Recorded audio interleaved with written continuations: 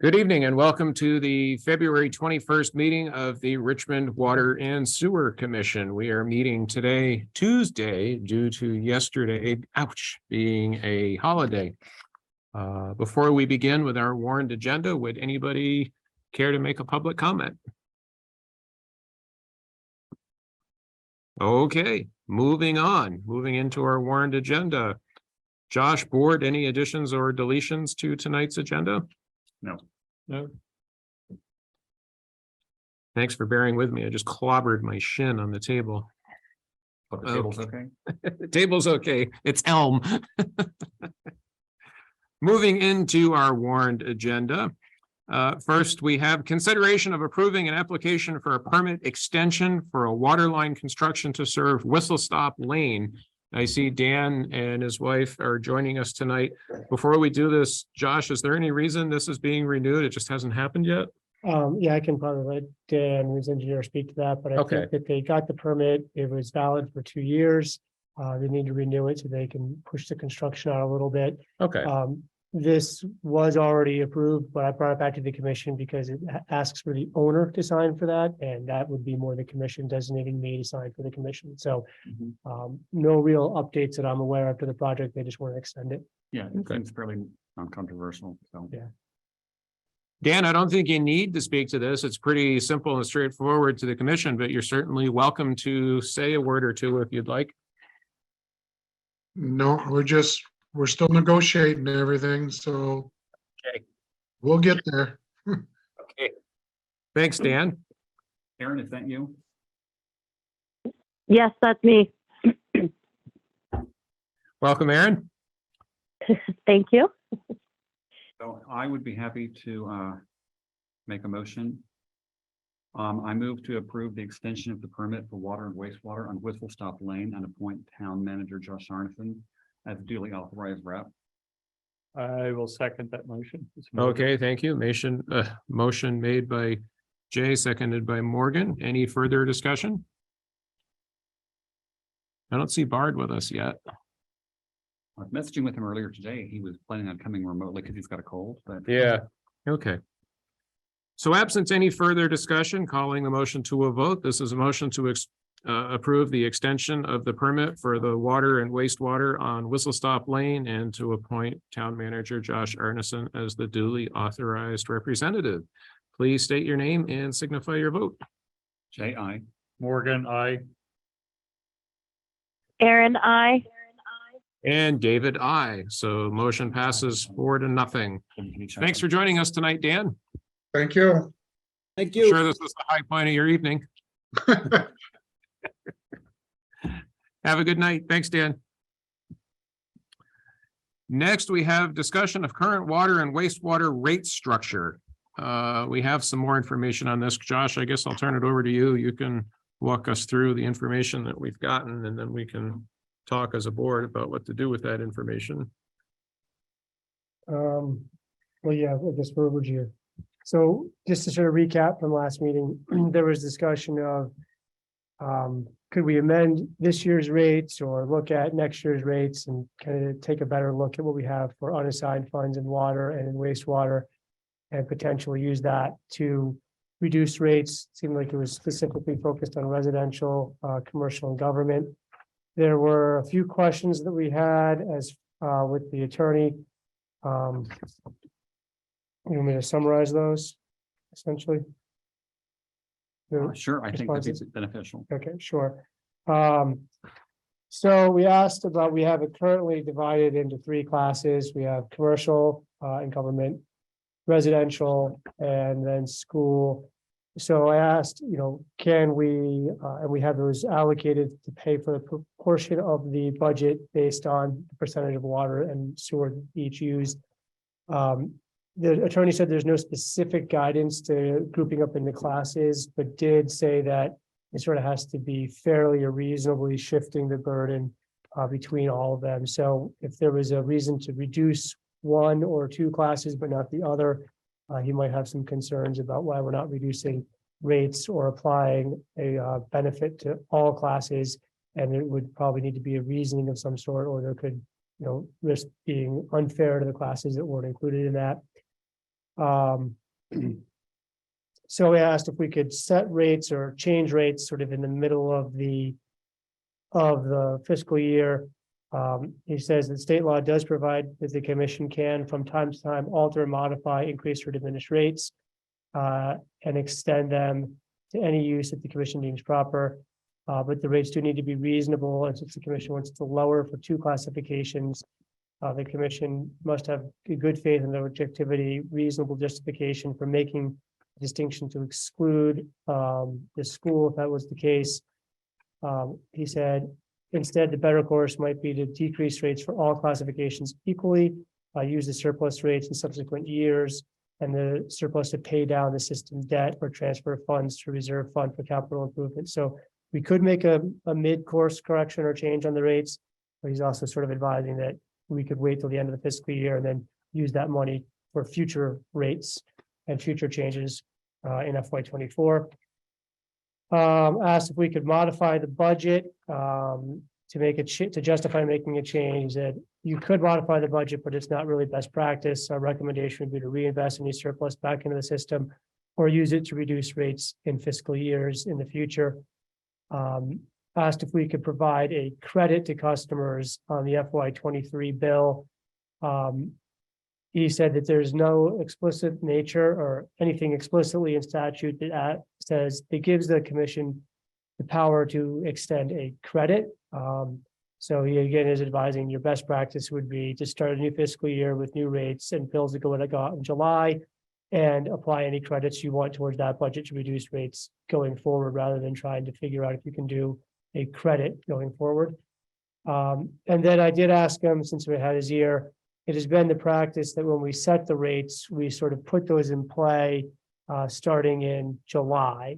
And that is for the previous 3 months usage, which is actually in the previous fiscal year. So essentially we start the FY24 rates for usage in April, May, and June of 23, which has always seemed a little funky to me, but that's sort of the way I know that Kendall and has done it for a number of years, but I thought it might be worth looking at.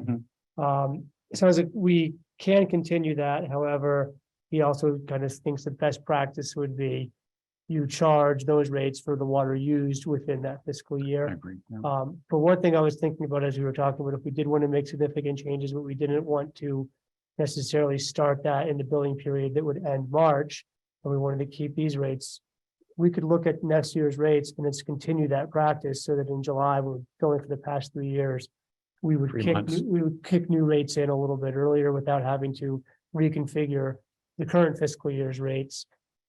So just something to consider as we're trying to figure out the logistics and the moving pieces on this.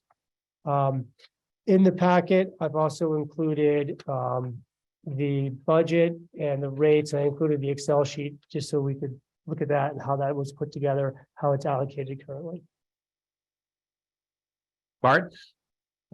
First, for the record, sorry to be late. I joined it, I think, 4:30 or 5:37. This is not binding by any means, but I'll just observe if memory serves, during at least my tenure here, we've looked at rates prospectively, in terms of an annual change. And as Josh just described, I don't think we're beholden to that. One of the benefits of that, to the degree that people participate, of course, is that it's discussed at the annual meeting, which gives any customer a chance to show up to comment on both the budget and the rate structure, for what that's worth. Jay?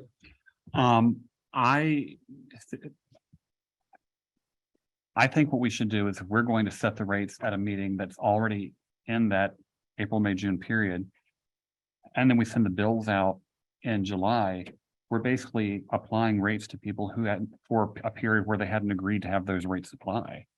I understand the way Kendall always did it, but if it were me, I would say that if we are sending bills out in July, we should be applying the rates that were in effect at the time the water was used. That's just my 2 cents. I would concur with that. Seems reasonable. Do we have a current breakdown of the different classifications of users and their actual usage in the system?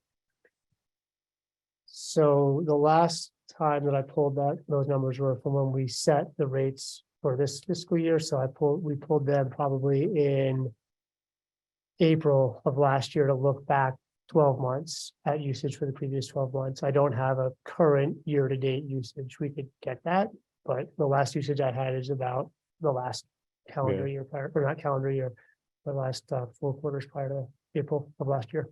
I would like to look at that when we talk about new rates, and I also question why apartment buildings are commercial. I mean, I get it, but it's a use that I would argue would be more residential.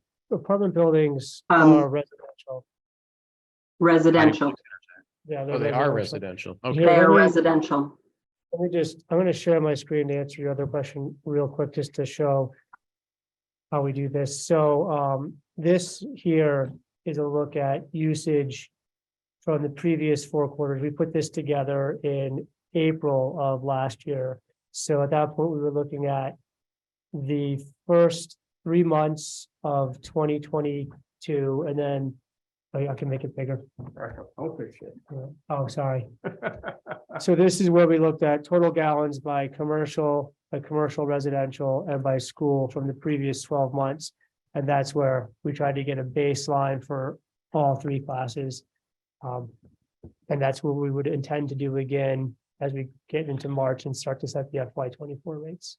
And Connie, this is how you then come back and determine the fixed portion of the rate is based upon, even though there's 76 commercial and government users, they're using 40% of the system. Correct. Yeah. So we look at, essentially, we look at the percentage and then we break that down by how much percentage of the budget after we factor out some other revenue sources.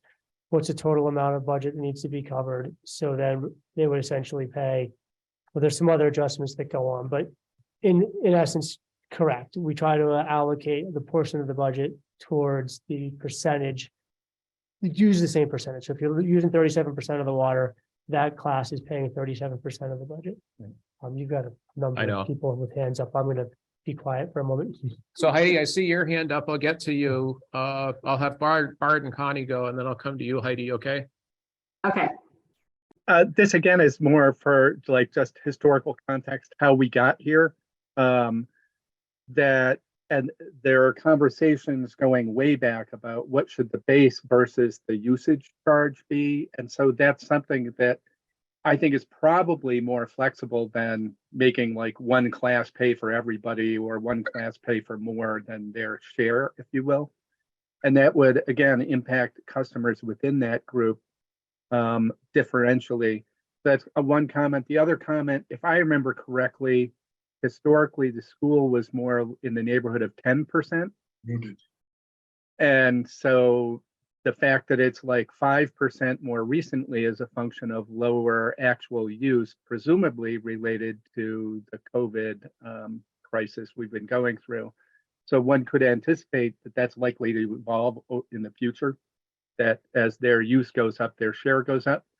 And I think those are the key things. Oh, the one other thing I'd say, and I don't have a strong opinion about this, but I just recall at the time Chris Granda talking about the economic impact in terms of impacting people's behavior on the base rate versus the usage rate and how that generates revenue. I don't have an opinion, but he was pretty he had a strong opinion about that at the time. And if we wanted to engage in that question about base rate versus usage rate, it might be worth bringing in, making sure people are aware that that's what we're talking about, and even consult with some of the folks who were here in the past. Not that we have to do what we did in the past, but at least hear why we did it in the past. Maybe that's helpful. Thank you, Bard. Connie? I don't have the list in front of me, but I seem to recall we do have some commingled accounts, and that might be something like where we have a restaurant and a few residential rental units in the same building, and I believe those meters get charged at the commercial rate. But I would have to look at the list in the office and double check that. That's where there's 1 meter. That's where there's 1 meter for multiple uses beyond that meter. And yeah, I believe Connie's right that then they would be charged to say there's 2 2 apartments in a commercial building. You would have 2 residential fixed fees, 1 commercial fixed fee, but then all metered water would go through at The the commercial rate. commercial rate because there's no way for us to determine which unit is using Okay. which Okay. and how much water. Heidi, go ahead. Okay, so I was the one that brought this to everyone's attention. And the biggest thing, first of all, I want to thank you, Josh, for reaching out to the attorney, finding out the facts. I definitely am not wanting refunds, but I am looking at moving forward from what we have done in the past. And what I noticed with the bills, and I'm glad, Dan, you're here too, because you can kind of look at apples to apples, was the commercial government was 5 times the amount of what residential is on the water fixed rates. I think that is definitely more than available to be able to say, we need to solve this, at this time, because I do believe that commercial does need to pay for more. However, 5 times as much is a little bit much. My proposal has been 2 times as much. And moving forward on that, we actually, Morgan, you made a comment of how many users. We actually have 76 users for water, and there are only 74 for septage. Okay.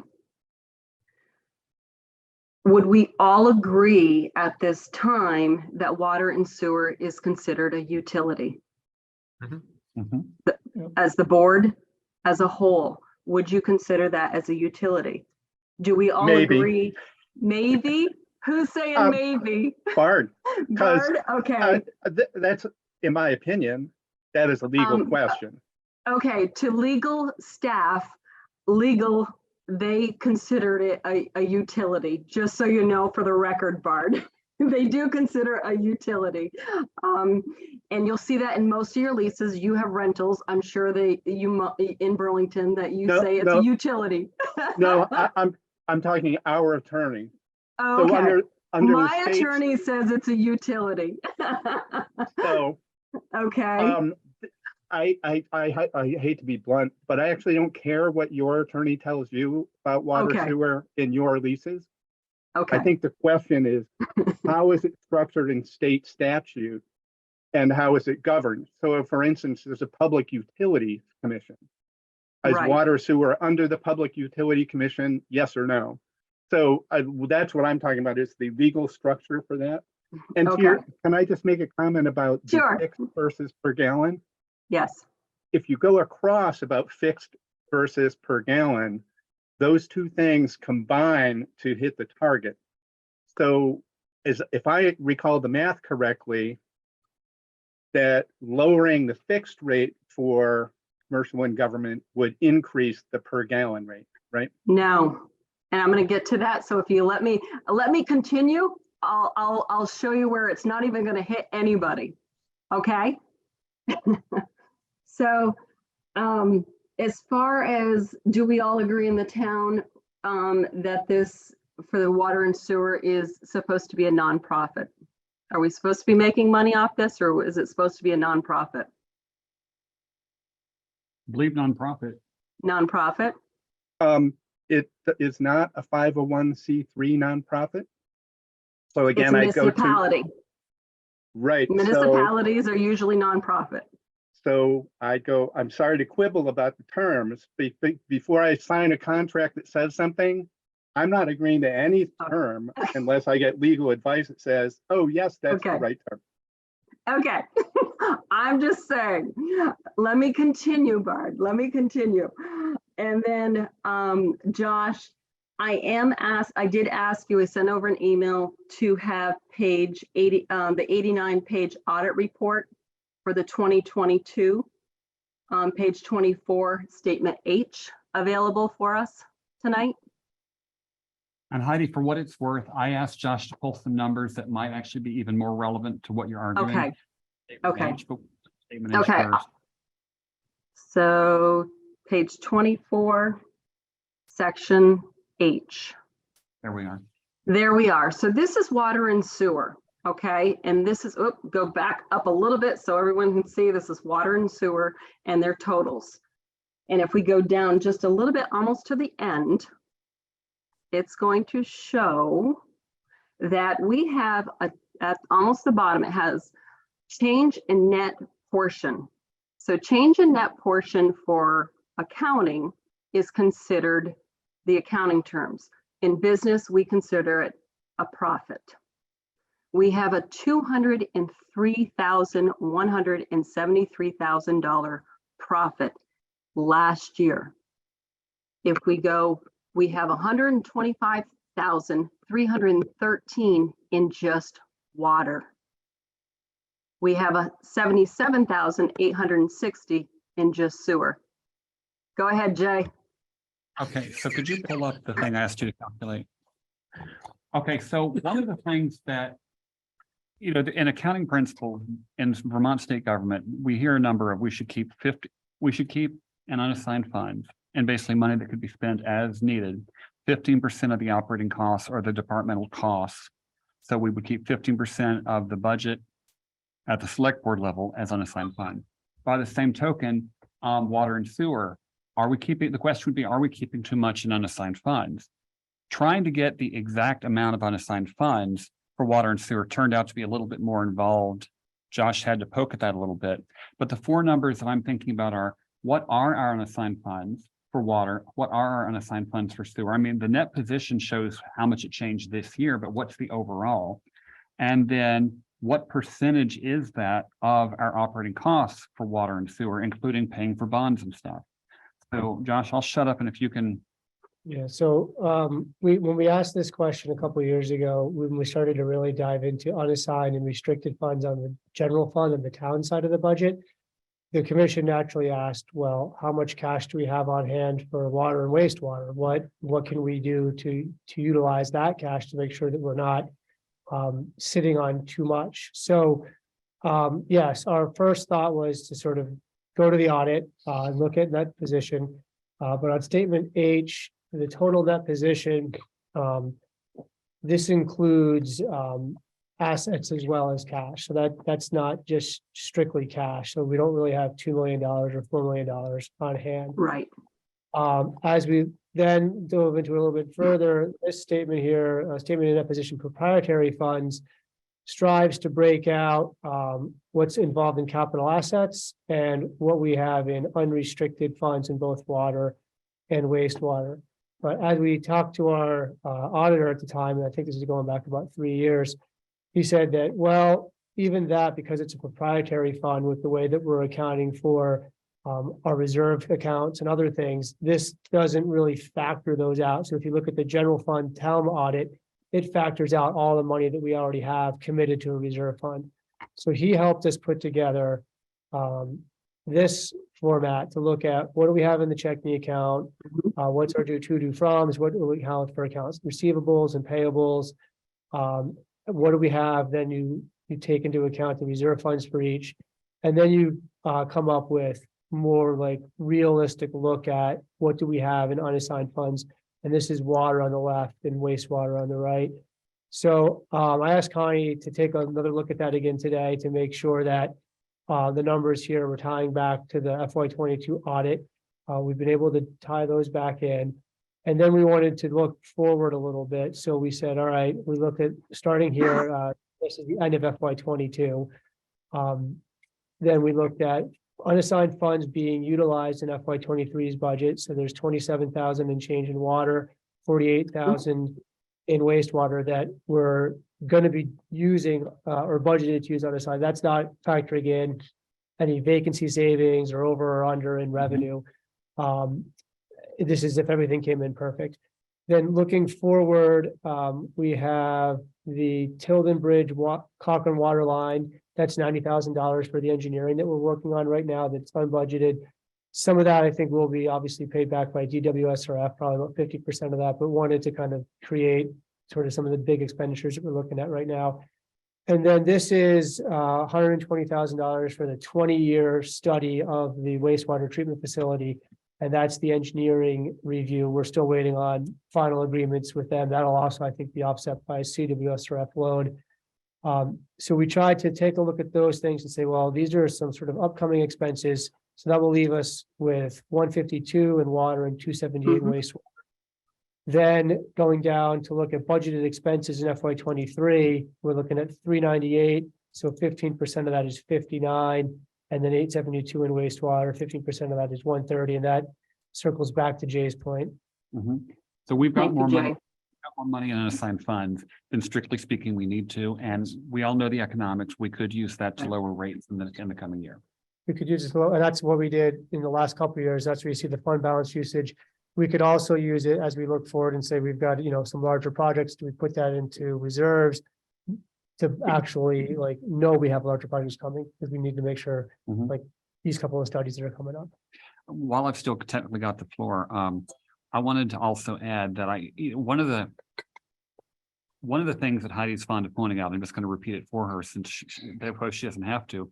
If you guys think back about what Bridge Street looked like just a few years ago, boarded up businesses, and the building that Heidi's business is in was all empty. Heidi and the people in the Economic Development Commission worked very, very hard to recruit businesses, and now look at downtown Richmond. Businesses could go elsewhere and spend less on water and sewer. That's, it's maybe make a little less money off the commercial users up front, or maybe make more, but at the end of the day, we need to make sure that we're setting the right environment to try to keep our businesses and our economy doing well. Heidi? And no, I absolutely, and this is why I brought it to your attention, because, we have an opportunity to do something about it. And I think today is the time to do something about this, and we're moving forward. And I do look at it of even the amount that is in there, that if it's 15% of what is being really supposed to be allocated, if we have a larger project, Josh, we get a bond. That is what we do. And that's what municipalities usually do is vote for a bond. So I'm a firm believer of, the municipality, it's a nonprofit. We're here to serve our citizens, the users, looking out for them. We're not a bank, and we shouldn't be just rolling money into reserves for a rainy day. That's why we have a bond. Go ahead. I only bring it up because I think for most projects, the larger projects, we have done like a DWSRF bond loan where we get a subsidy on that. But in recent memory, we did West Main Street, I think 2 summers ago, and it was about $100,000 project, if I recall correctly. And we did end up paying, I think, for the majority of that, if not all of it, out of reserves. So it has happened. I'm not saying it's best practice or something we're going to continue, but I just wanted to say that it's been done in the past, and sometimes we plan for certain projects that way. Other times we don't. I'm gonna go to Connie. Connie, you've had your hand up for a while. So, yeah, what Josh is saying is absolutely true. If you look at our debt, you will see we have very few bonds. A bond and a revolving loan are extremely different. A bond, we get the money up front and we pay interest on it. Most of what we have for the water and sewer department is what's called revolving loans. So if you look at how much you're saying, okay, so maybe we have between 300 and 400,000 extra in what we called unassigned funds. First of all, 15% is the low side of what is recommended for that. But secondly, if you look at that chart that Josh brought up, you will see 294,000 that came in the summertime that was for expenses that occurred in fiscal year 22. And that wasn't the whole project. The whole project was over $300,000. What that means is when we take that project on, we have to pay the contractors. We have to pay the engineers. And then we have to hold our hands on our patooties while we get to a point that everything's been approved by the state, that we can even submit to be reimbursed, which is usually a year after. So if we don't have that extra money, that cash flow, that unassigned funds, we would actually have to take a loan to start that project, because we would not have the over $300,000 to be paying all those people. We're still waiting on one payment from the Bridge Street project that has yet to be approved, so I can even submit it, and that's over 14,000. And we want the revolving loans because that's where we get the biggest bang for our buck, because they have no interest. Heidi, I'll go to you, then back to Bard. You're muted.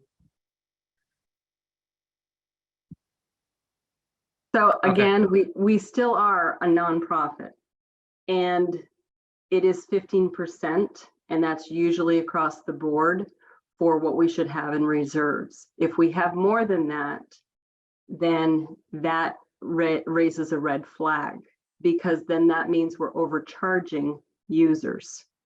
And that, unfortunately, Connie, it may make your job a little bit harder, but that is what financial advisors do. That is where we're at, and that's what needs to happen. You know, that is across the board, the 15%.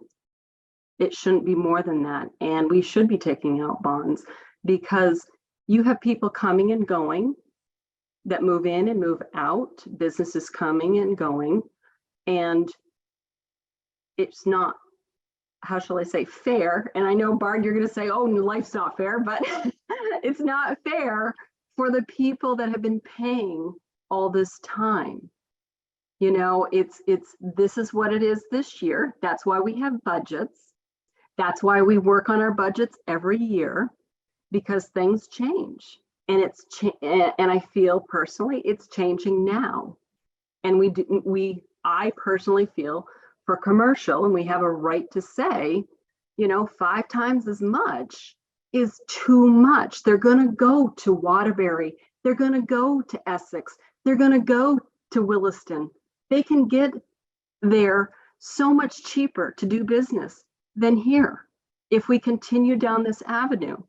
And this is why, again, I'm putting on my business hat. I'm bringing this forward, that I really feel it needs to change. And I am requesting that we do ask for the fixed rates to be half of what the residential are.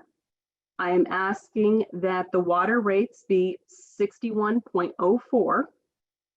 And I am asking for the sewer rates to be 88.74, which is double what the residential are paying.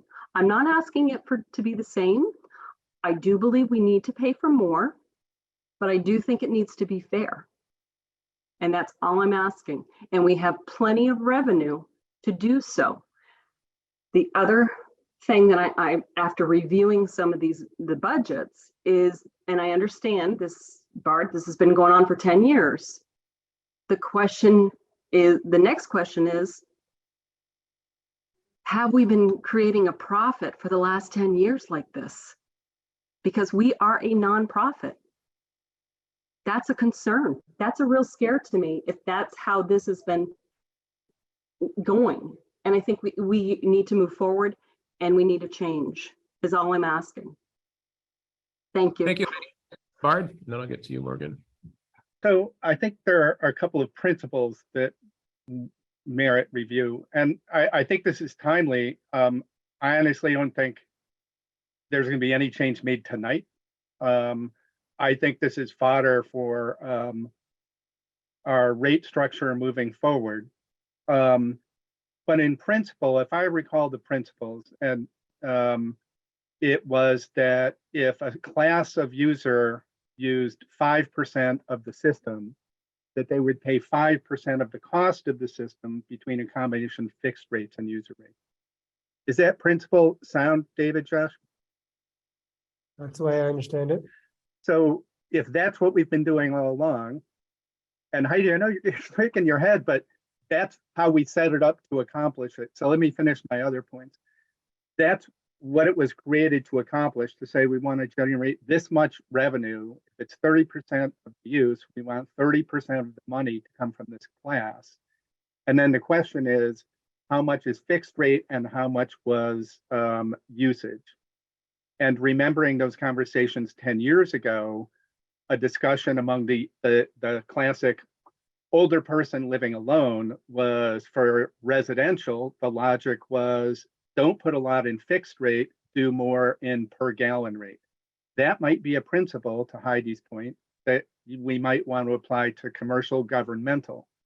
I think it would have the net effect of benefiting small water users and charging more to high water users, just because that's the incentive, right, is to reduce use. So I think that's one key principle. The other is about what's on cycle and off cycle in terms of a public meeting. It seems to me we have one of the three user groups actually speaking out on behalf of one user group. So I'd want to make sure that we get all three user groups adequately represented in the conversation. A comment about profit or reserve funds.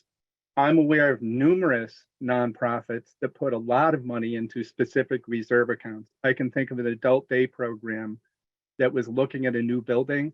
Their average annual revenues were something like 800,000. They had about 800,000 in the bank as part of their war chest to move to a new building. So I think it's more subtle than just profit, not profit. I think there is a good question here about, and this is similar to a conversation we had at the select board about who pays for future sidewalks.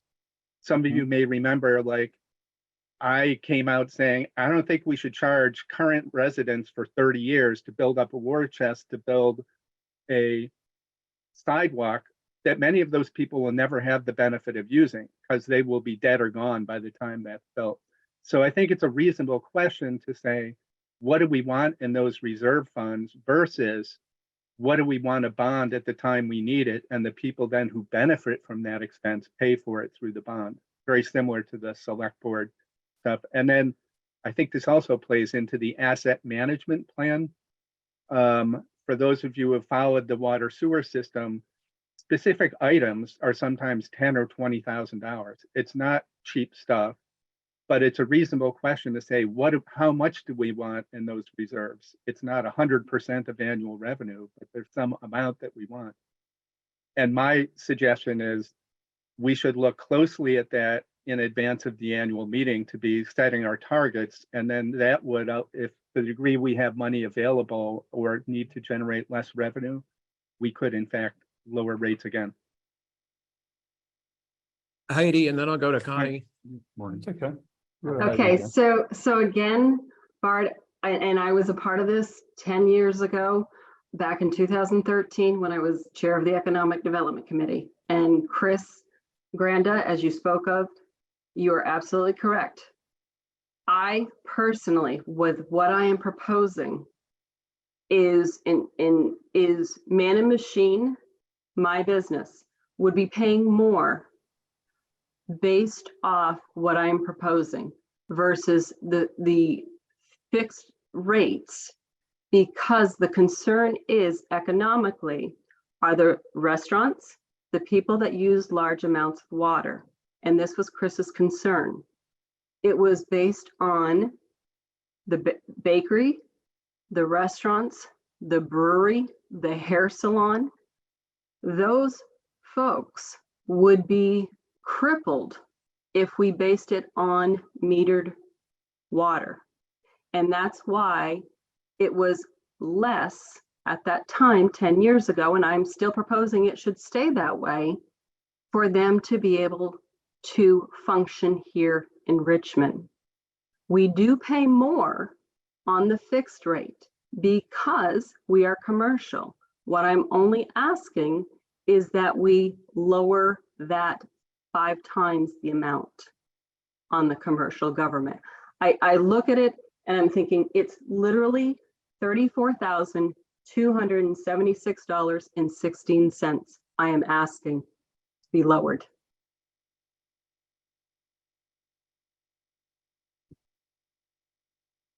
Connie? Or did you want to go, Morgan? Sure, I just a few comments, and I think Heidi are in agreement here, is like, it is typical for commercial or businesses to pay more. And the question is how much more, and one of the principles behind that, I believe, is that you can pass that on to your customers. I've been in a similar business, right? I know the pain of this in Middlebury, which was extremely expensive. I felt sorry for Agrimark because I know they were paying $2 million a year 20 years ago for water and sewer there. So it is painful, but from a business standpoint, the government, we're not making a profit. I mean, you use that word, but I don't think it's a fair word. We're not making a profit here. We are banking that money. We're putting it in reserves. Now, if the argument is we've got too much in reserves, I get that, and I think that's an argument, but we're not making a profit. It makes me feel bad. And I think it would make anybody else feel bad that we're charging people and then it's going somewhere to go on to pay higher wages and things like that. And that's not what's happening here. So, and then the 15%, I think I shouldn't use this term. It's a rule of thumb, but I'm not sure that 15% of setting aside is etched and granted anywhere. It sounds like the towns and other entities have said, this feels good, 15%. So, and the point I'm just trying to get to here is that in running a big brewery, a big lumber yard, a whatever, there are unforeseen fees. And like Connie says, sometimes you do have to jump over hoops to make that happen. Up on Tilden Avenue, all of a sudden we've got a water squirting up out of the road there. They had to take care of it, and it didn't happen at 8 a.m. on Monday, as Bart said. It happened at 5 p.m. on a freezing night. So I say that because we do need to consider that if we're focusing in on it's got to be 15%, then we could be setting ourselves up for, maybe having to pay a higher interest rate. I don't know how those work. I mean, it's pretty impressive. I wish I could get 0 interest rate on revolving funds, but anyway, that's my 2 cents in all of this, that I appreciate it. I have felt the pain, and it is tough to pass that on to your customers. So in this discussion, I hope that we do dig deeper into this and figure out what that number really should be for us to operate, and not having to all of a sudden, not that we'd have a special meeting about it, but the next year just tell everybody in the town, oh, your rates have to go up because we didn't have enough money. So it is a little bit of a buffer. But that doesn't mean, again, it does look like that there is an opportunity to soften the cost to, everybody. Or anyway, I'm sorry, that was more than 2 cents. That might have been a nickel. So. Connie? So what we're talking about tonight is unassigned funds, and that's very different from reserves. And I can assure you, at no point have we used 15% as a target to have an unassigned funds. It happens on the water side. You'll notice it's a lot less than the sewer side, and the water side is pretty much from vacancies here and there over many years. We have them, every year and a half. On the sewer side of the equation, that is because septage revenue has gone way above than what we anticipated. So that's why there's so much more on that side of the equation. And it is tricky, and we need to keep a couple things in mind. In regard to reserves, I'm sure Bard knows how many times have we had 3 or 4 big water breaks, like you said, in the winter on a Sunday. But the other piece is fixed versus metered. And I think we've played with those numbers over the years to find a balance. And we have to decide what percentage of our budget do we want to make sure we can cover, because that can only be controlled by fixed. the meter's going to go up and down. And that's a very hard decision to make, to come up with that balance and what group it hits. Jay? I want to argue with something Connie just said, that we've never used 50% as a policy. We most certainly have. That number has been stated numerous times in select board level budget discussions over the last 2 years. I've heard it over and over and over. And that is the number that we are more or less going with. It's not set in stone on tablets etched into the side of Mount Everest. It must be 15%, but that is the number that we've been using and saying, are we keeping 15% of operating expenses of our budget in unassigned funds? Am I saying that we have to do exactly 15%? No, but I think the spreadsheet that Josh brought up indicates that it's time for an examination of how much is enough. I think that's beyond dispute. And I think that if we can reduce rates, if we can make the structure more equitable, one of the things that keeps coming back to me is a lot of the reason we do things is because of a certain person who's no longer with us, who was around for forever and ever, and we mostly just did things the way that he said we should do them. And he's not here anymore. And the things he said that we should do were not always good ideas, as witness fluoride. Not everything Kendall Chamberlain said was a good idea, And I think that we have an opportunity here to say, okay, he's gone, it's on us now. Is everything we're doing really what we should be doing? Or are we just doing it that way because we've always done it that way? Heidi? Thank you. First of all, Morgan, I appreciate you as a business owner. You know exactly what I'm talking about. Jay, thank you for speaking up. And again, we do have this opportunity to move forward. And change is hard for a lot of people, me especially, but it's what needs to happen to move forward. And when I see this and I'm looking at this, we do need to change. We need to change for the times. Things as far as the profit, and I know you don't like that word, profit, where we do have to kind of narrow in, and I'm a firm one, 15% on that is where we should be aiming for our citizens and for our users. And yes, things do come up and we deal with them as they come up. It's life.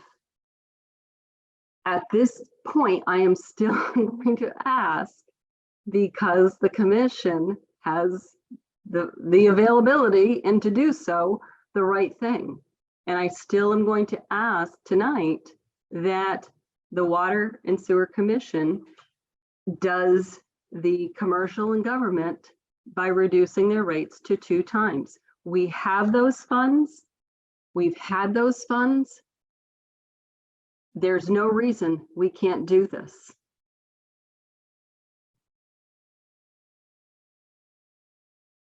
Just throwing this out.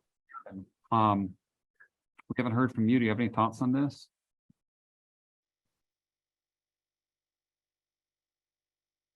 Not to put you on the spot, sorry.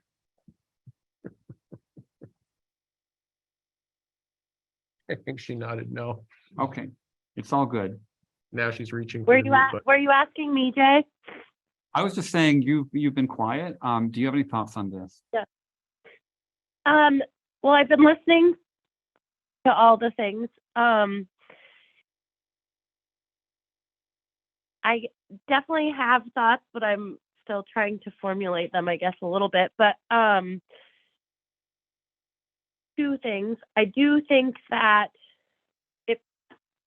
I don't think that what Heidi is proposing with the changing of the fixed rate would affect the revenue all that much. I do wonder still, and I've been looking over the budgets, and I know last time we talked about how we should be able to figure out a unit price. I'm still a little hung up on that in terms of what does it cost us to produce water and to treat the septage, And is making a change like this something that, we have our unassigned funds, which to me is kind of like an emergency fund, but if we were to change the fixed rates, are we going to be making enough money from the usage to cover the costs that we need? And I know it's laid out in the budget, but at the same time, I still struggle with the fact that there's no clear, like, this is what it costs us per gallon or per 20 gallons or whatever the increment is, and we're charging appropriately. So I guess don't have a conclusive thought, but those are the things I'm wondering that I feel like we need a little more information on to understand if changing the fixed rate would even make a huge difference. Because I do think we need to encourage people to be running businesses in Richmond, and it's a hard place to run a business anyway. So I like Heidi's idea, but I would like a little more information about the rate and what it costs us to do what we're doing with the water and the sewer. Well, it sounds like there's consensus that this needs to be looked at, and Heidi's, hang on, Dan, and Heidi's proposal has merit. I guess the question before the board is, do we take action tonight? Or do we continue this process? And if so, do we change the structure at the annual meeting or before? Dan, go ahead. Just maybe a common sense thing. I haven't followed it, so it's not fair for me to, but I do pay a lot of water and sewer. And I have businesses in other towns like Williston and Waterbury. And the 5 times, you're charging me 5 times more to be in Richmond than I can be in Waterbury or Williston for my water and sewer. I don't even use a lot of it. And I think that what this gentleman said about passing it on to customers, you very quickly become not competitive. And then your customers are going to Waterbury and Williston. And probably a lot of you folks go to Williston and already. I mean, so somewhere you have to strike a balance. And I think that Heidi's got a valid point about when you're charging 5 times more to be a commercial entity than a residential entity. I really question that. It's time to take a look at that. Thank you, Dan. Alan and then Bard.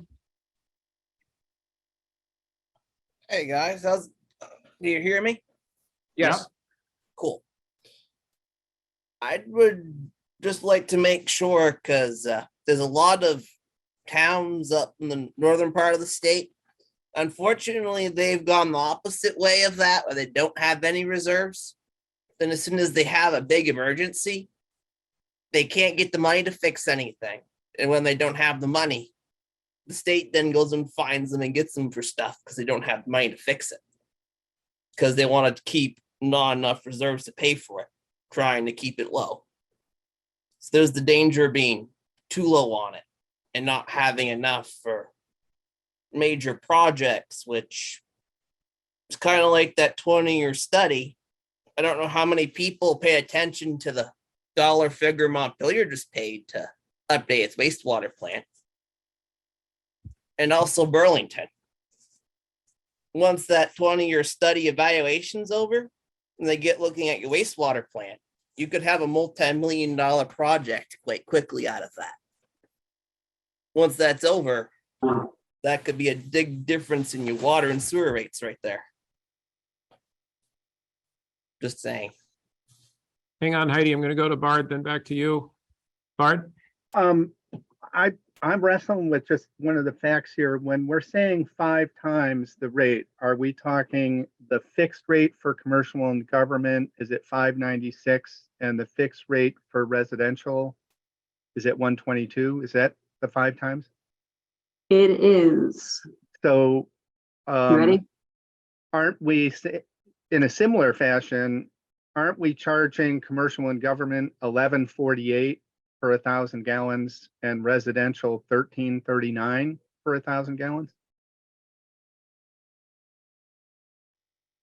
Or 12.33 and 10.57. I mean, it's back to, you know, I think this is a useful discussion, but the fixed rate and metered rate combined to hit targets for that customer group last I knew.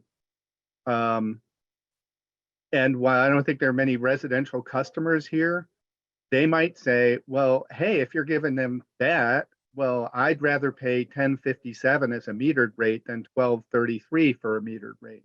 And just my concern that I'm not sure the other two user groups are actually represented or vocal here tonight. Heidi? Heidi, you're muted again. So again, what I am asking is for the commercial. I am looking specifically at the commercial.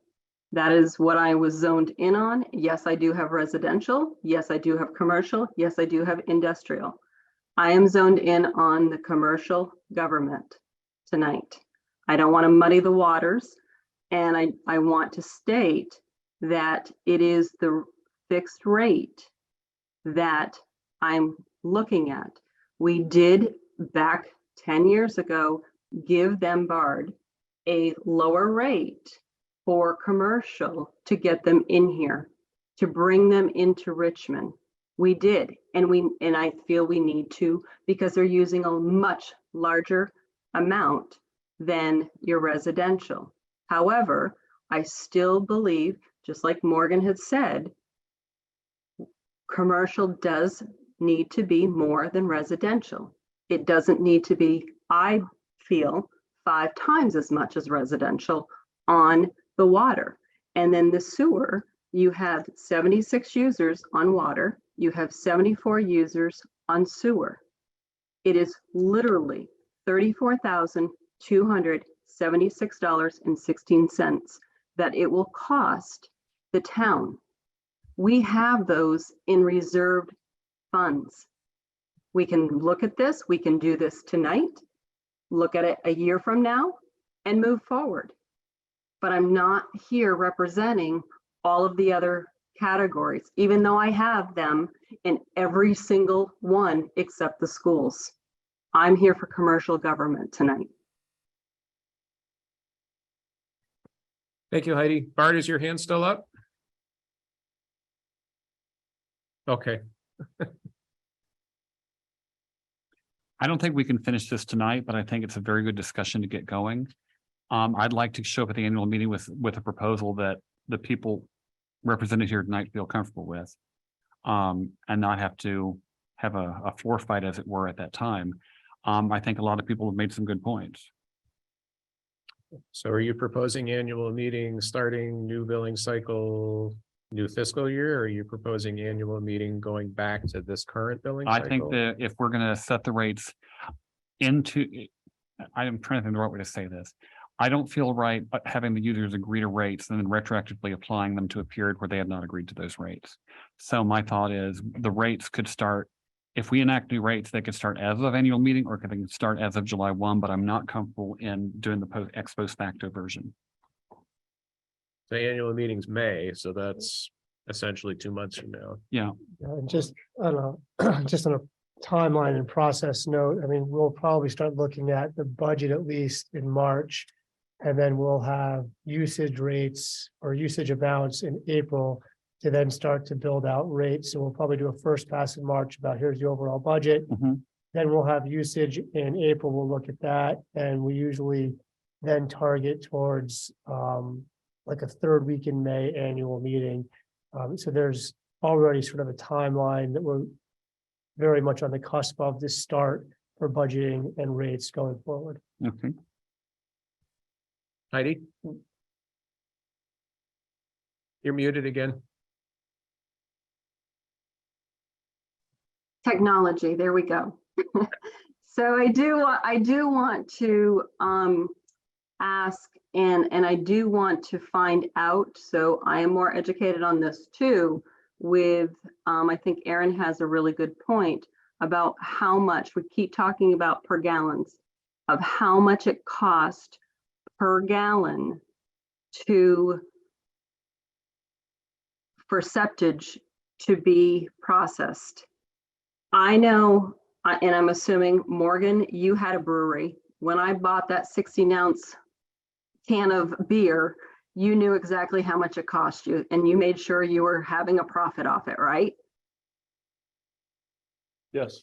You knew what it cost. Aaron, with your beef cattle, you knew what it cost to raise that cattle before you had us getting the steaks in the Hamburg, correct? We Is know Aaron- what it costs. We know what it costs To per raise it. pound Yeah, to raise it. Yeah. to raise it. We need to know how much it costs to process the septage.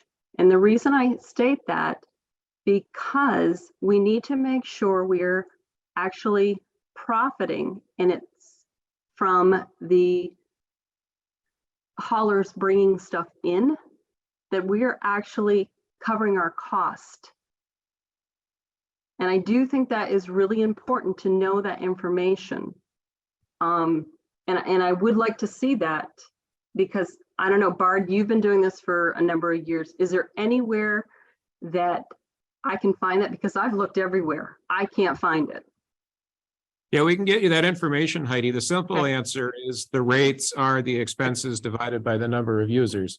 But septage is separate off the books from the municipal treatment at the plant. And what we can do with septage receipts is very restricted. Josh is trying to say No, something, no, so I'll be finish. quiet. I just, But yeah, we can certainly give you those numbers. so, Okay, well, I think what Heidi's asking for is what is our cost per gallon of septage that goes through the plant? Septic or septage? You septage specifically, I Right. think you're asking for, and I recall, I think, one attempt to try to understand that. I remember Kendall asked, I think, Tyler Billingsley for a very sort of quick analysis of what does septage cost. I wouldn't rely on it because I think he didn't have enough time to really dive into it. So since I've been here, which is, I guess, 4.5 years now, I haven't seen it really broken down, Heidi, to say, here's the total number of gallons of regular wastewater and then septage. Here's the total that costs to run the plant for a year, and then divide that into wastewater and septage. I think we might need some engineering help to really dive into that. We might be able to get it per 1,000 gallons of everything that goes through. If we know the total amount that goes through in a year, take our total cost. But to break that out between septage and wastewater, I would need some help. Yeah, I So, think just Josh's let me jump point in. there, Let Morgan So- finish, then you jump in, then Heidi jump. Just the point I want to make, Heidi, is I think there's a lot of biochemistry going on each load, what's going in the system. So, I mean, it is a complicated it is. situation. We should be making profit on it, right? Bard? We've asked this question before and have never gotten anything close to an accurate answer. And here's why I think it's different than making beer. In the middle of making your beer, somebody shows up with a truck or something else and they throw some things in this tank and that tank, and they take some of the cans off the end of the line, they take them over there. And some of the people didn't show up for work and some of the people did. Some of the chemicals you need are for this product, not that product. People, there's no cost allocation formula. They're not positively reporting their time on septic work versus other work. And it's commingled. So if I'm at the wastewater treatment plant and I'm doing everything, the only thing that I could probably directly calculate is the time I spend offloading a truck and getting things into the tank. Then you'd have to factor it out as a factor of the total processing cost. We know that there's a cost in terms of labor and chemicals and wear and tear on doing septage. But to my knowledge, it's never come close to an accurate answer. The only way I know of doing the whole thing, say, what was the total budget last year? What was the total gallons last year? X divided by Y equals Z. That was our cost per gallon. Right, it's sort of averaged in, right? Yeah. The short answer is we make a lot of money on septic. Mm, The long answer is we don't know how much. Right. I think that's, yeah. from the- And that's why we talk about rates. Like part of this, Kendall always wanted to be, and I'm not throwing Kendall under the bus, sort of the bottom level of the septage rates. We've raised it a couple of times. Even without fine-tuned math, we should probably review again, what are the other towns charging and where do we want to be there? Because maybe middle of the pack is okay. I'm sort of laughing a little bit because, you know, it's not just the per gallon cost, as we know. If people have to drive a truck another 50 miles with wear and tear, mileage, and staff time, that costs them something. So to Mhm. what degree are they making those decisions? I'm going to guess it's not just based on the septage cost, it's based on their aggregate cost. Yeah. Similarly, for a business, if I'm a business, water, sewer is, I don't know what percent of my cost. For a restaurant, it might be more than another business. But I'm guessing for most businesses, even with our high rates, water, sewer is relatively modest percent of their total operating budget. Not that we shouldn't look at it, but I recognize that those decisions are multifactorial, that businesses make they make decisions based on lots of factors and information. Heidi, then Aaron. So, and this is why I ask, because when I was reviewing the budget, I'm seeing that we had a net position of excess funds was actually 125,313 for water. This is water, so this is our users. And it was 77,860 for sewer. So that tells me our users are paying more. And that's why I'm asking for that calculation. Okay, go Barb. You may not fully be aware that we use excess revenues from last year to offset charges for this year. And those excess revenues are typically generated by septage. So you don't see it in the year. And this is a conversation and a decision we made consciously. Since we can't predict what septage revenue will be, what we've done at the end of the year is say, what do we have left? Oh, there's a bunch of revenue. Let's use that to attenuate rates, as opposed to like doing it in real time, for what that's worth. Okay, Heidi, then Aaron. Heidi, you're muted again. So sorry, you folks. So again, I'm going to go back to you, Bard, and say, this is why with water and sewer, we need to know those numbers. Because again, we want to make sure that our users are not subsidizing for the septage. Okay, and that's why I'm asking that per gallon, because everything we base it off is per gallon. And if it means having an engineer coming in, we hire a lot of experts. I surely can't do that. That's not my area of expertise, but I do think it's something as a town, we do need to know that number. Great. Okay. Aaron? I was definitely under the impression that the septage was almost like bonus revenue. I was wondering more about what it costs for the like the users on the system for sewer and for the water per gallon, because you guys had explained earlier that the septage is sort of added. We don't know that we're going to get that. We can't count on that. Right. So I was wondering more about the actual septic and the water of the users. That's all I was saying. Okay. So in the interest of time, we do need to move on, but I certainly want to come back to this. No, I think, yeah, we will come back to it. It's not going to go away, Heidi. Thank you. Okay, next, consideration of endorsing. Before we Go move on, one final comment.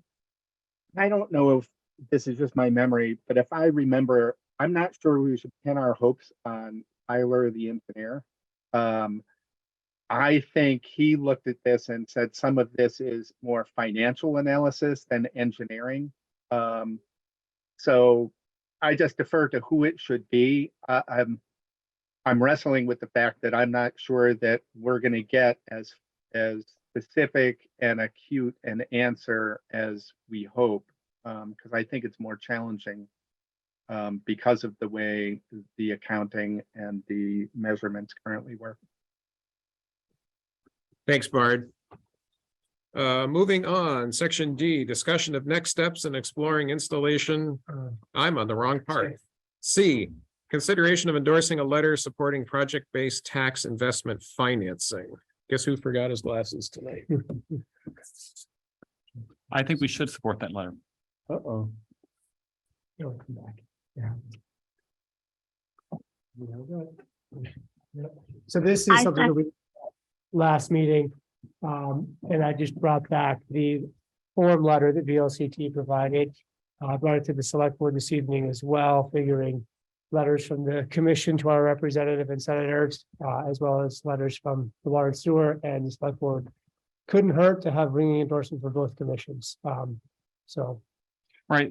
For those of you listening at home and watching the recording later, project-based TIF would allow us to do a significantly smaller area as part of a TIF zone. Basically allows you to take 80% of the taxes that you would receive from properties in that zone and put them back to paying for whatever project was taking place there. Right now, those zones are usually like organized around something the size of a stadium.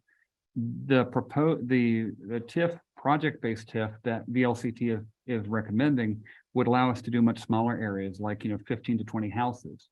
And it would hurt, in my opinion, to have that on the books, and it might make some engineering projects like extending sewer to a small area much more doable than it would be otherwise. I don't see what the downside is of supporting it. And just to clarify again, that it is based upon taxes based upon appreciable values above. If you bond it for something and a property was worth $1 million, I don't know about mill rates, and $1 million, and then it went up to $1.2 million, then that TIF amount would be based on the $200,000, and it's 80%, and that is state money or? So I'm not sure about the state money, how that works, but correct, they would basically freeze their property and value and education taxes at that $1 million. Right. And then say their property appreciated $200,000.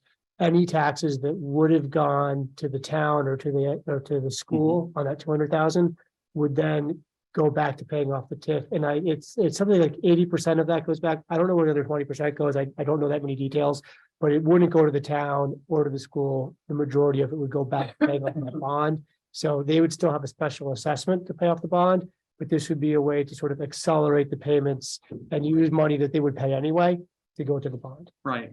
And because without the project, their property values would not go up. Right. We're not losing money because that's money we would not have gotten were it not for the project. So like I said, I don't see that there's a downside to this. You're encouraging individuals to actually invest and Yeah. improve the property. We built this Acts, and you're one of the beneficiaries. We are encouraging you to make the most of it and help pay for it in so doing. And just a point of clarity, the letter tonight is to support that bill going through the legislature. It's not signing us up for a TIF. That would, Oh, right, yeah. that would come down the road if it passes, then we would have, I'm sure, a more thorough debate about the pros and cons of using a TIF for a gateway expansion And project. there's the proposal is only for 10 TIF projects to be off, project-based TIFs to be off. So we may not even get it if. So we would have to strike while the iron is hot if this passes. Bard had his hand up. You put it down. It was just to make that point. The fact that we support it and the opportunity exists does not mean that we would be obligated or even eligible to use it. I move to approve sending a letter in support of project-based TIF financing to Richmond's legislators. Thank you, Jay. This Bard, Do we have a second? I will second that. Thank you, Bard. Motion made by Jay, seconded by Bard. Any further discussion? Hearing none, calling the motion to a vote, please identify yourself and signify your vote. Jay, aye. Morgan, aye. Bard, aye. Aaron, I. Oh, And David, I. Motion has approved 5-0. Thank you. Moving on. Discussion of next steps and exploring installation of electronic water meters. Dun, dun, Can dun. do that in a second. So Alan and I had a chance to sit down today to look at some documentation that was given to us by a couple of the potential vendors for water meters. We started to outline what we would look for a basic package, what we would be looking for additions to that package. I'll put that into a more formal RFP. Should have that back by the next meeting in March. I'd love to get commission's feedback on that to see if there's anything else they'd like us to include in the RFP, and then we can get that out and get some ideas on how much it would cost to install electronic water meters. So Josh, quick question. Is there much variation in the products offered by current vendors? A little unclear right now, but I think they all kind of offer a basic where you kind of drive around and collect the data, but they also seems like the two we've looked at also offer an opportunity where it would go like right to your phone or to a system that would then help us know if there's an unusually high usage of water to alert either staff, and that's what we're to ask. Would also maybe alert the homeowner to say, oh my, I better get home right now. So you don't have to relay through the chain, but we're adding that into the proposal to Okay, ask, how does your system work? How much does it cost? That Okay, feature, thank that you. thing, letting somebody know you're on vacation in Bora Bora, but your basement is full of water. Yeah. That's the killer part of the app, in my opinion. Yeah. I mean, it's nice that we can save money reading the meters, but I for the agree. service of our townspeople, Connie? Do we have to tie that into our current billing software? So the one company that we interviewed in detail about this said that it's extremely easy and they do it with Nemrick all the time. So they've got basically a handheld device where they would download all the accounts into that device. You literally drive past the accounts. It tells you when you've got all the accounts, and then you plug it in and it downloads right to everybody's account, and it automatically records the meters and puts them back in. So there's nothing manual about it anymore. And it sounded extremely easy, and they've done it with several Nemrick municipalities. We'd save a lot of time, your time and water and wastewater staff time. Heidi? I just think this is absolutely fantastic. Bard, you know, I have been preaching this for years. Time is money. This is exactly what we need, and I am so happy to hear that we are moving forward on this. Thank you. Thank you, Heidi. Bard? Just to pick up what Heidi put down, there's sort of not only the obvious benefit of accuracy and timeliness, but I think if we're going to look at the cost and we might want to at least estimate the reduced cost of staff time, however modest that might be. Connie, I don't have my glasses on. Are you clapping your hand? I'm clapping and I can't stop clapping for some reason. Okay. Moving on, approval of minutes, warrants, and purchase orders. Let's start with a motion to approve the minutes of the February 6th Water Sewer Commission meeting. I move, make a motion to approve the minutes from the previous meeting. Thank you, Morgan. Do we have a second? This is Bard, I will second that. Thank you, Bard. Motion made by Morgan, seconded by Bard. Does anybody see any need for any corrections to those draft minutes as presented? no. Hearing none, calling the motion to a vote. This is a motion to approve the minutes of the February 6th Water and Sewer Commission meeting. Please identify yourself and signify your vote. This is Jay, I. Morgan, I. Bard, aye. Aaron, I. And David, I. Motion has been approved 5-0. Thank you. We do have one purchase order tonight, right? We do. Purchase order number 4512 to M&T Bank for the phosphorus bond loan. Total amount of $22,220.18. Can I have a motion to approve purchase order 4512 and an amount not to exceed $22,220.18? Morgan makes a motion to approve purchase order 4512 in the amount of $22,220.18. 218 cents. This is Bart. I'll second that. Thank you, Bard. Motion made by Morgan, seconded by Bard. Any discussion? Hearing none, calling the motion to a vote. This is a motion to approve purchase order 4512 in an amount not to exceed $22,220.18. Please identify yourself and signify your vote. Morgan, I. J.I. Bard, aye. Aaron, I. And David, I. Motion has been approved, 5-0. Warrants. Anybody have any issues with the warrants? No. I would entertain a motion to approve. Move we approve the warrants. Thank you, Jay. I second it. Thank you, Morgan. Motion made by Jay, seconded by Morgan. Absent any further discussion, please identify yourself and signify your vote to approve the warrants as presented tonight. J.I. Morgan, I. Bard, aye. Aaron, I. And David, I. Warrants have been approved. Discuss items for next agenda. So we will bring back the rate structure next fiscal year's budget. Propose prospect of changing base rates, usage fees. I'd like to meet with Duncan and Josh and Aaron if he wants to take part regarding the the number of units. We made some progress on that, and then we didn't do anything these last 2 weeks. So I can reach out, get that scheduled. We'll have an update on the RFP results on the electronic meters.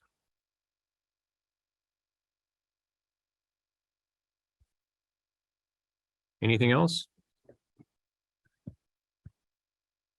Do we have to elect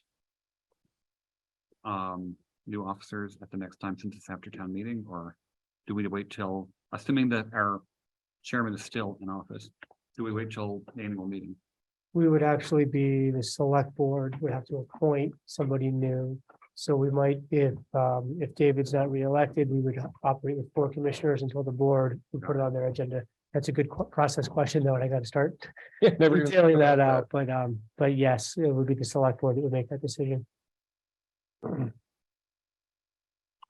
Okay, I guess at this time I would entertain a motion to adjourn. I move to adjourn the meeting. Morgan.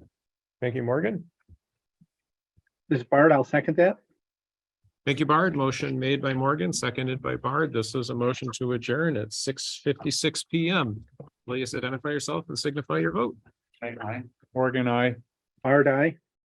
So here. Aaron, I. And David, I. We are adjourned. Thank you, everybody. These are the items for you and only you. I just want to decide. thank everyone for volunteering. I really you, Heidi. appreciate it. Thanks, guys. We'll see you. Bye.